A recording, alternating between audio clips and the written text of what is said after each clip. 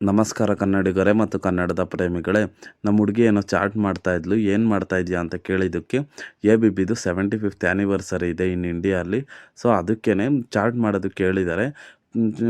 Creative ಆಗಿ ಯಾರಾದರೂ ಚೆನ್ನಾಗಿ ಮಾಡಿರೋರು ತುಂಬ ಜನ ಪಾರ್ಟಿಸಿಪೇಟ್ ಮಾಡಿರ್ತಾರೆ. ಚೆನ್ನಾಗಿ ಮಾಡಿರೋರನ್ನ ಟಾಪಲ್ಲಿರೋರಿಗೆ ಪ್ರೈಸ್ ಕೊಡ್ತಾರಂತೆ. ಆರ್ ಎಲ್ಸ್ ಪಾರ್ಟಿಸಿಪೇಟ್ ಮಾಡಿರೋರ್ಗೂ ಏನಾದರೂ ಒಂದು ಕೊಡ್ತಾರೆ ಅನ್ನೋ ಥರ ಹೇಳ್ತಾಯಿದ್ರು. ನನ್ನ ವೈಫು ಏನಾದರೂ ಯೋಚನೆ ಮಾಡಿ ಅದು ಇದು ಮಾಡಿಕೊಂಡು ಕೂತಿದ್ರು.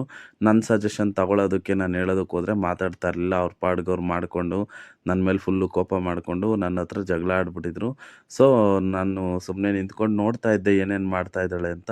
ಅದಾದಮೇಲೆ ಇಂಡಿಯಾ ಒಳಗಡೆ ABB ಬಿಲ್ಡಿಂಗ್ಸ್ ಇದೆ ಅನ್ನೋ ಥರ ಬಿಡಿಸಿ, ಆಮೇಲೆ ವರ್ಲ್ಡಲ್ಲೂ ABB ಇದೆ ಅನ್ನೋ ಥರ ಬಿಡಿಸಿ, ಅದ್ರ ಮುಂದೆ ಎಂಪ್ಲಾಯೀಸ್ ಎಲ್ಲ ಇದ್ದಾರೆ. ಇವತ್ತು ABB ಬರೋದಕ್ಕೆ ಎಂಪ್ಲಾಯೀಸು ಒಂದು ರೀತಿ ಕಾರಣ ಅನ್ನೋದು ಇರ್ಬೋದು. ನನಗೆ ಗೊತ್ತಿಲ್ಲ ಆ್ಯಕ್ಚುಲಿ ಅದೇನು ಅಂತ.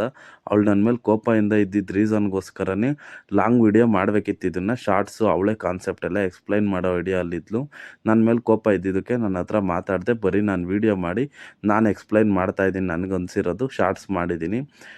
ನೋಡೋಣ, 5ನೇ ತಾರೀಕೇನೋ ರಿಸಲ್ಟ್ ಅಂತೆ ಇದ್ರದ್ದು.